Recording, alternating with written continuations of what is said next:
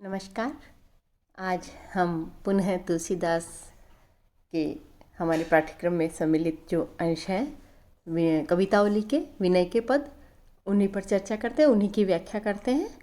तो आइए देखते हैं तृतीय वर्ष के पाठ्यक्रम में जो पद हैं उनका अध्ययन करें।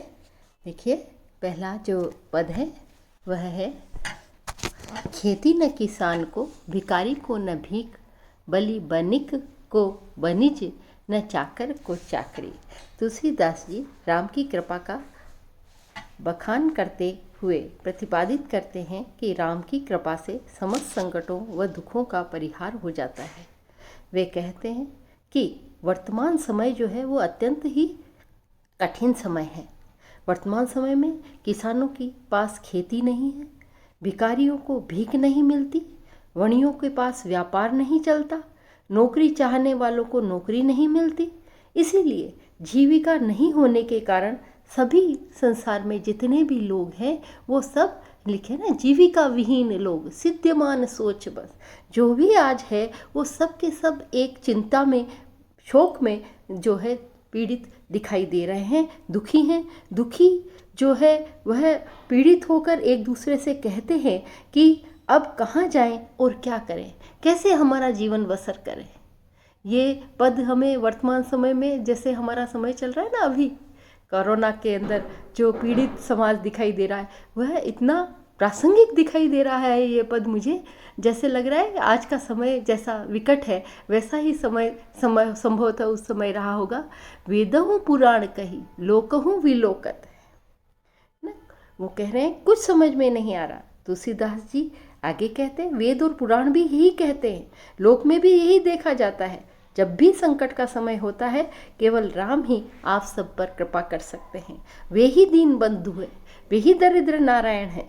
और जिस प्रकार से रावण ने दुनिया को दबा रखा था, पीड़ित कर रखा था, और पाप रूपी ज्वाला को देखकर तुलसीदास हा हा करते हैं, उस प्रकार से जैसे ना क्या लिखा है कि सांकरे सबे पे राम राव रे। दुख जब सकड़ाई में आते हैं, जब हम संकट के अंदर आते हैं, तब केवल राम ही कृपा करते हैं, है ना। जैसे कि दशानन ने दुनिया को दबा रखा था, पीड़ित कर रखा था, दरिद्री बना रखा था, उस समय केवल राम ही थे जो उन्होंने उससे मुक्ति दिलाई। वैसे ही आज के समय में भी श्री राम यानी परमात्मा भगवान राम ही सबको इस विकट समय से मुक्ति दिला सकते हैं।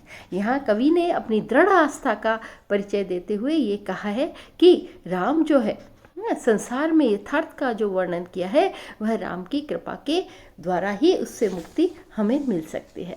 इस प्रकार इस पद के अंदर हमने देखा कि यहाँ पर जो पद है उसके अंदर दारिद्र्य दशानन है ना, यहाँ पर रूपक अलंकार है।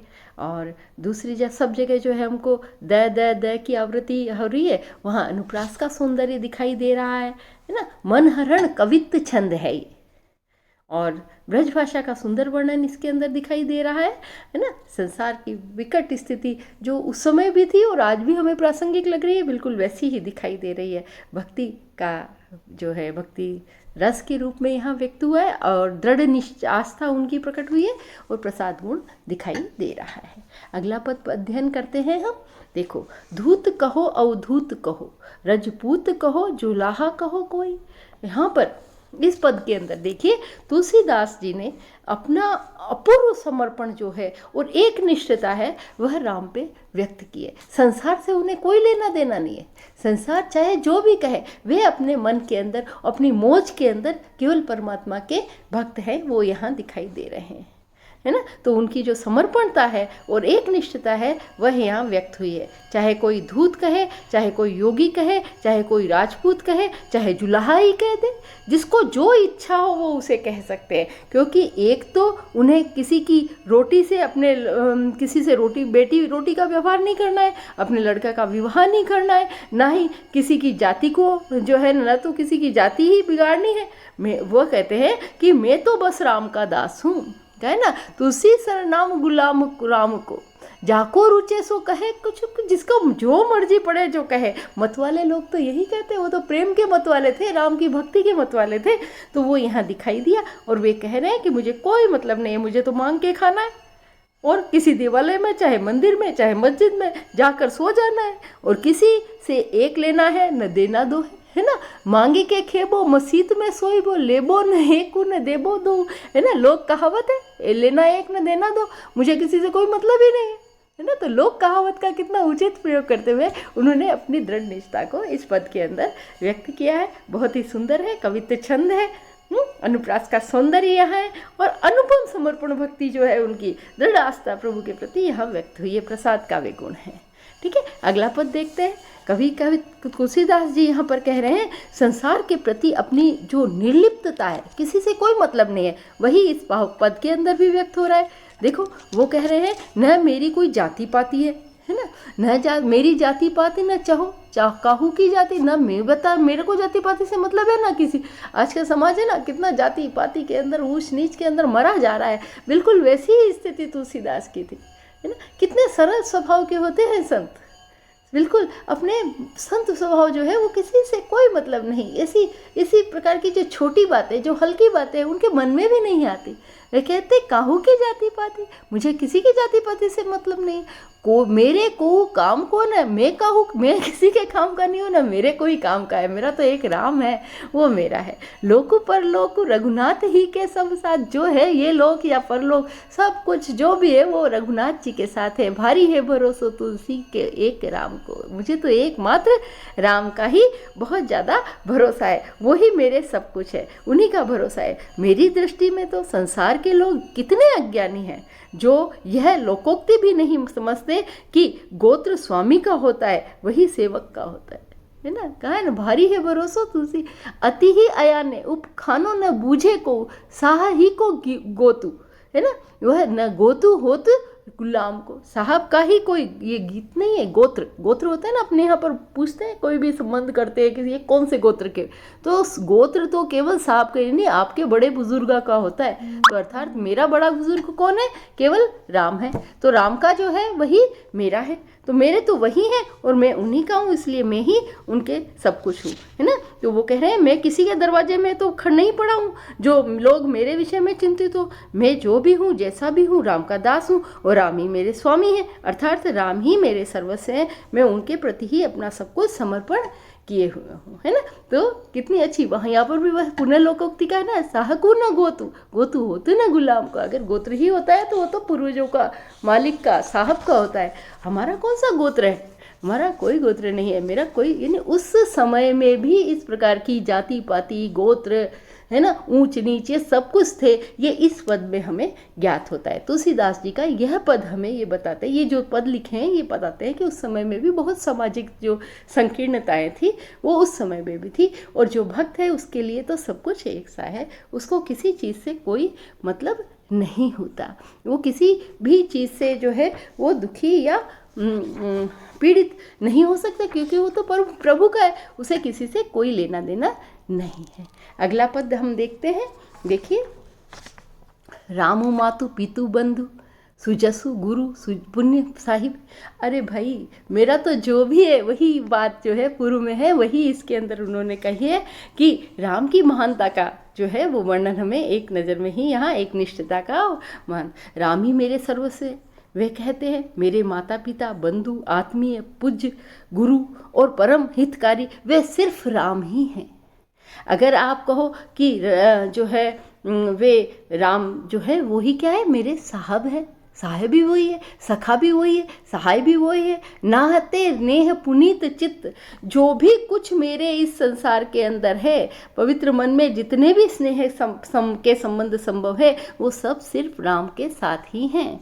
देश, कोश, कुल, कर्म, धर्म, धम, है ना, धाम, पृथ्वी और गति, ये सब भी राम ही हैं, है ना। एक ही रूप राम को जाना, उन्होंने तो केवल एक रूप राम का ही जाना, वो अपनी दृढ़ता यहाँ पर व्यक्त की है। तुलसीदास जी ने कहा है मेरी जाति पाति भी राम ही है, संसार में मान सम्मान भी उन्हीं से ही है, और अतिरिक्त परमार्थ, स्वार्थ और सुयश आदि सब कुछ मेरा राम ही है, है ना। सुलभ सराम ते सकल फल, राम से ही से मेरे सारे फल है। और राम से कुछ कहे तुलसीदास अब जब कहूँ एक राम ते मोर फल, मैं तो एक ही बात कहता हूँ कि राम की मुझ पर कृपा है। और अगर इसीलिए मुझे किसी भी प्रकार की चिंता नहीं, और मेरा भला अगर होगा तो राम से ही होगा, मुझे तो इस संसार से कोई लेना देना नहीं, किसी प्रकार की चिंता नहीं। तो अनुप्रास अलंकार के साथ इसमें एक परम एक निष्ठता राम की प्रति जो है ना, उन्होंने यहाँ तुलसी हित घनश्याम हित चातक तुलसीदास जो है वो तो उनके लिए केवल वो ही है ना। तो प्रसाद गुण का प्रयोग है यहाँ पर, और भक्ति रस के रूप में यहाँ व्यक्त हुई है, अनन्य एक निष्ठता यहाँ पर प्रकट हो रही है। अगला हम देख लेते हैं, अंतर्जामी हूँ ते बड़े बाहर जामी। क्या कह रहे हैं कि राम की साकार रूप में सृष्टि करते हुए वे कह रहे हैं कि अंतर्यामी सगुण रूप राम अंतर्यामी निर्गुण राम से भी बड़े हैं। चाहे निर्गुण हो या सगुण हो, वो भी उस समय में बहुत था। ये पद ये चीज़ का द्योतक है।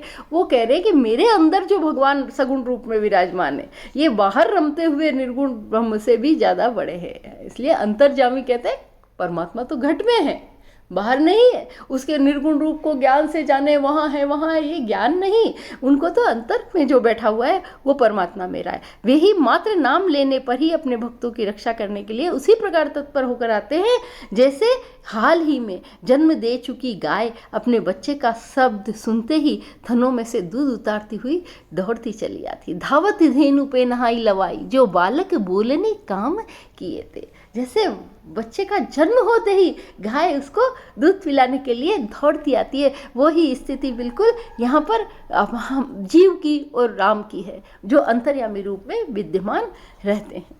तुलसीदास ये भी कहते हैं कि मैं तो यह अनुभव से बात समझ अपनी बात को जो कह रहा हूँ, क्या नहीं कह रहे ना, अपनी बूझी कहे मैं अपने समझ से कह रहा हूँ, किसी और के कहे बे की बात बाबरी बात बीए थे। मैं केवल बात बनाने के लिए नहीं कह रहा हूँ कि खाली आपको समझाने के लिए या अपने आप को विशेष योग्य ठहराने के लिए कह रहा हूँ, नहीं, मैं तो अपने मन की बात कह रहा हूँ कि प्रतिज्ञा पेज परे प्रहलाद हूँ कि को प्रकटे प्रभु पाहन ते नहीं थे।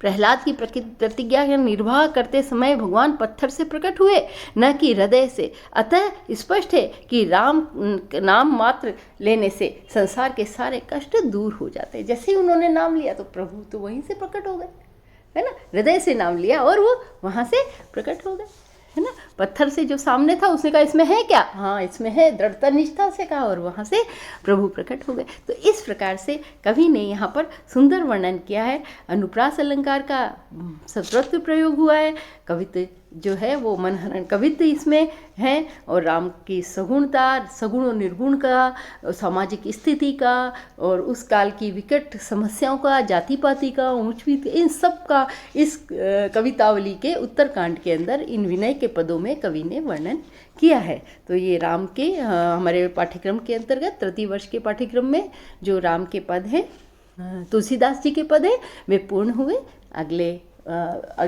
अगला अध्याय हम अगले वीडियो में प्रारंभ करेंगे। धन्यवाद।